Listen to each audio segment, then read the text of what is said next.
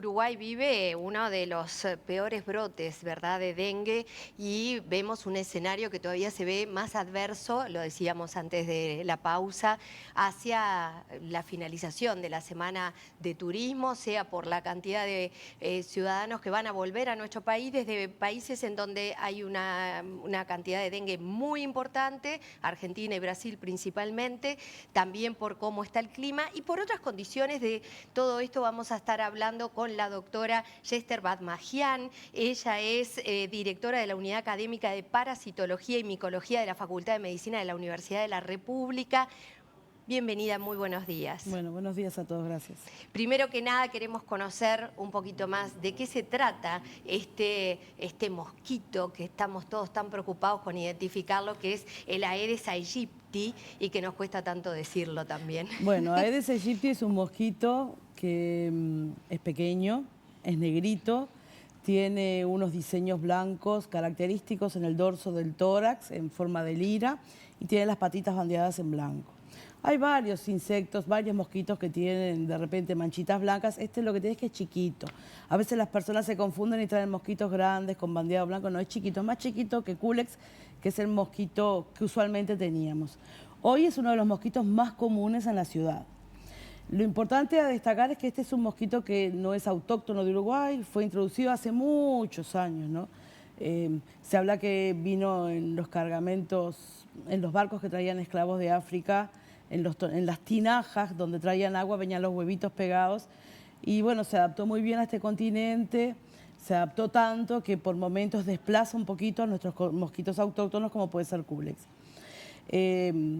Existió mucha presencia de Aedes aegypti en Uruguay. Las epidemias de fiebre amarilla del siglo XIX dan cuenta de ello porque este mosquito transmite varias enfermedades virales. En esa época la principal era la fiebre amarilla. En el siglo pasado hubo una campaña de erradicación de este mosquito dirigida por la Organización Panamericana de la Salud. En varios países del continente se eliminó. Las décadas del 40 y del 50 del siglo pasado, Uruguay logró erradicarlo completamente hasta que en el año 1997 se detectó su introducción encontrándose larvas en unas cubiertas en el departamento de Colonia, y de allí se dispersó rápidamente por todo el país porque realmente tiene una enorme adaptabilidad y tiene condiciones de vida que nosotros les propiciamos. Porque lo principal que hay que saber es que es un mosquito que es antropofílico. Eso quiere decir que tiene enorme apetencia por la sangre humana y que es doméstico, vive en las casas. Y nosotros le ofrecemos muchísimos lugares para que pueda cumplir su ciclo completo en nuestros domicilios. En la década del 40 y 50 fue, no voy a decir que fue fácil, pero fue factible su erradicación, llevó mucho trabajo, porque los principales recipientes que teníamos, los humanos, eran de vidrio. Entonces el vidrio, si no se utilizaba para nada, se rompía, o se introdujeron medidas como poner las botellas con el pico para abajo para evitar que se juntara agua allí. Pero hoy el plástico es lo que abunda. El plástico ofrece un montón de recipientes en nuestras viviendas, aunque no nos demos cuenta, para que este mosquito cumpla su ciclo y esté permanentemente en nosotros. O sea, adentro de las casas lo vemos. ¿Cuál es su ciclo, doctora? El ciclo, bueno, los mosquitos es un díptero que tiene un ciclo de metamorfosis completa: huevo, larva, pupa y adulto. Las hembras ponen los huevos en recipientes o en lugares, pueden ser huecos de árboles, pero nosotros le ofrecemos tantos recipientes que los recipientes artificiales que le damos son más que suficientes, que puedan llegar a contener agua en algún momento. Entonces el huevo es lo que nosotros decimos el estadio de diapausa, es lo que hace que que pase todo el invierno sin mosquitos y cuando llegue de vuelta al calor empecemos a tener los mosquitos, porque el huevo resiste y permanece viable meses. Cuando empieza a haber colección de agua, cuando se empieza a juntar el agua, generalmente es con las lluvias, esos huevos se eclosionan, sale estadio de larva que tiene cuatro mudas, y de la larva pasa a la pupa. La larva se alimenta de plancton, de bacterias o de detritus que haya en el agua. Pasa a la pupa, que no se alimenta, y de la pupa inmediatamente pasa a adulto. El ciclo de huevo hasta adulto puede tardar entre 7 y 10 días. Es muy rápido el ciclo luego de una lluvia como para que podamos tener adultos. Los machos son fitófagos, se alimentan de savia vegetal. Las hembras también se alimentan de savia vegetal, pero necesitan la sangre para que sus huevos puedan ser viables y continuar el ciclo. Ahora, ahí trae un tema interesante, doctora, que siempre me llama la atención. ¿por qué para algunos mosquitos nosotros somos irresistibles y a otros quizás ni les llamamos la atención? ¿Por qué sucede eso? Porque hay apetencias de cada uno. Cada especie tiene apetencia por algunos hospedadores en particular. A Aedes le encanta la sangre humana. Entonces va a tratar siempre de picar al ser humano. Si eventualmente no hay humanos, va a picar al perro o al gato. Pero habiendo humanos, siempre va a tener preferencia por la sangre humana. Así como hay otros insectos que tienen preferencia por sangre de otros animales, como, por ejemplo, los Lutzomia longipalpi, que es el flebótomo transmisor de la leishmaniasis, que tiene preferencia por la sangre del perro. Habiendo perros, siempre va a buscar la sangre del perro y no la sangre del humano. Cuando no hay o cuando están muy cerquita, se confunde y ahí pica en forma indistinta. Este no, este tiene apetencia por la sangre humana y vive en nuestras casas. Les ofrecemos un montón de lugares para que su ciclo lo pueda hacer y permanecer viable. Me parece importante lo que está reiterando ahora, esto de que vive en nuestras casas, que con los plásticos le hemos facilitado muchísimo la vida a este insecto. Usted ha dicho también, no vale, no resulta demasiado útil el hacer en algunas zonas, el poder decir, bueno, vamos a hacer una fumigación masiva. Se hizo el otro día algo en el Prado, ¿verdad? Pero expliquemos claramente, si bien usted lo está dando a entender, qué tenemos que hacer en nuestras casas. ¿Por qué la fumigación masiva, aunque se esté pidiendo, y a veces decimos, ¿por qué no está habiendo una fumigación en todas las ciudades, verdad? Sobre todo porque la aglomeración humana es la que viabiliza más el vector. Primero, la fumigación solo mata individuos adultos. O sea, yo voy a matar al mosquito que está volando o que está reposado, siempre que le llegue la gotita del insecticida, pero no va a matar ni los huevos, ni las larvas, ni las pupas. Por lo tanto, yo fumigo hoy, mato lo que hoy está volando, mañana van a emerger de las pupas adultos de vuelta y ya está, vamos a tener de vuelta. Para que sea sumamente efectivo contra Aedes aegypti, la fumigación la tengo que hacer. O sea, es muy difícil. Yo me acuerdo cuando fue el primer brote en el 2016 que hubo contradicciones a veces en la información, porque era cierre puertas y ventanas, pasaba la máquina fumigando por las calles y decía cierre. No, al contrario, había que abrir puertas y ventanas para que el insecticida entrara adentro, porque el mosquito está adentro.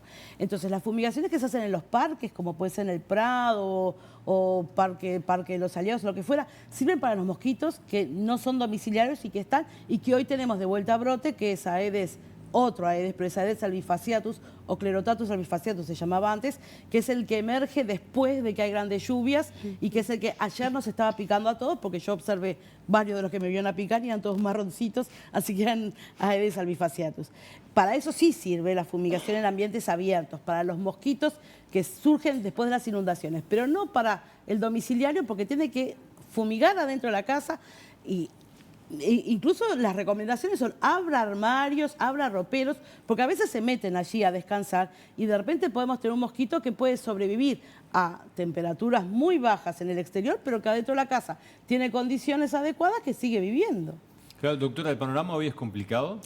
Sí, el panorama no es fácil. Lo que tenemos... Esto da la sensación de que si sigue así no lo frena nadie. Bueno, no, se va a frenar en algún momento porque va a llegar el invierno y obviamente los adultos se van a morir. No tenemos lo que pasa en Brasil o en el norte de Argentina o en Paraguay, que hay presencia continua de adultos durante todo el año. El tema es que es un momento donde hay mucha gente viajando a lugares donde hay brotes y donde hay epidemias de dengue y que obviamente van a venir infectados. Muchas de las personas que tienen dengue no saben que tienen dengue, porque el dengue cursa en la mayoría de los casos en forma asintomática. Entonces va a venir muchas personas van a venir con el virus de dengue circulando y van a estar expuestas a los mosquitos que tenemos en nuestras casas para que el ciclo se continúe. Es preocupante, sí, no es una cosa banal, pero no es como para pensar se nos viene la hecatombe o el fin del mundo, ¿no? Sí, tomar todas las medidas necesarias y todos los recaudos necesarios para evitar en lo posible las colonias de mosquitos que tenemos en nuestras viviendas. Bueno, de hecho, la semana pasada, el Ministerio de Salud Pública notificó de 2 fallecidos, una persona con dengue confirmado. Sí. En esa situación, ¿el monitoreo cómo se hace?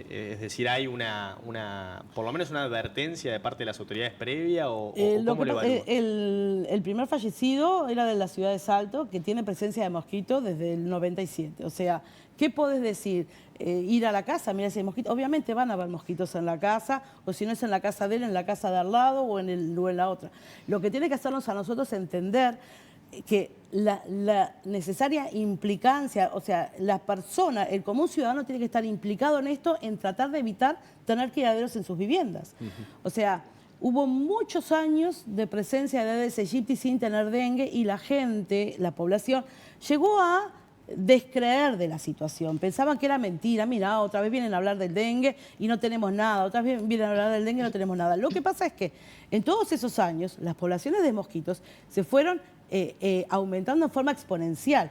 Al principio empezó el país teniendo pocas cantidades de mosquitos en algunos departamentos y al no controlarse, a la gente no tener la actitud necesaria. Yo no puedo pedir que el Estado venga a mi casa a revisarme el fondo de mi casa, a ver si tengo lugares para criar o no. Eso lo tenemos que hacer todos nosotros en forma consciente e individual, porque es una injerencia que ya no puede hacer el Estado de meterse en nuestras viviendas, ¿no? Entonces, todo eso logró que se fuera aumentando en forma exponencial la cantidad de mosquitos a llegar a situaciones de primer brote en el 2016, brotes autóctonos en distintos años a partir de esa fecha y a la situación de hoy donde hay dengue autóctono en distintos departamentos. Cuando digo autóctono nos referimos a personas que no han salido al exterior a viajar. Claro. El virus no viene solo, el virus viene con personas que han ido al exterior, que lo han traído, esos son los dengues importados que decimos, y autóctonos cuando la persona no viajó, no fue a ningún lado y fue picada por un mosquito que obviamente se infectó en alguien que vino de viaje con virus en la sangre y después lo empezó a transmitir a otros. Doctora, para ir cerrando a futuro, ¿cómo deberíamos pararnos? ¿Una campaña de concientización, tal vez? Bueno, campaña de concientización, continuar con las medidas de protección personales, todos, la gente que viaja al exterior, si vuelve con fiebre tiene que consultar de inmediato. Yo vi que había un spot que está muy claro, que explica todo eso.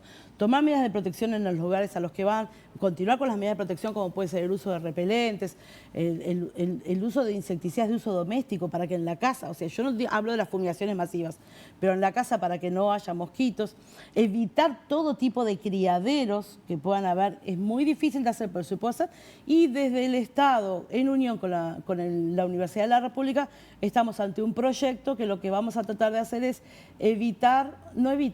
disminuir en lo posible la cantidad de mosquitos con la esterilización de los machos con la posterior liberación para tratar de que las poblaciones disminuyan.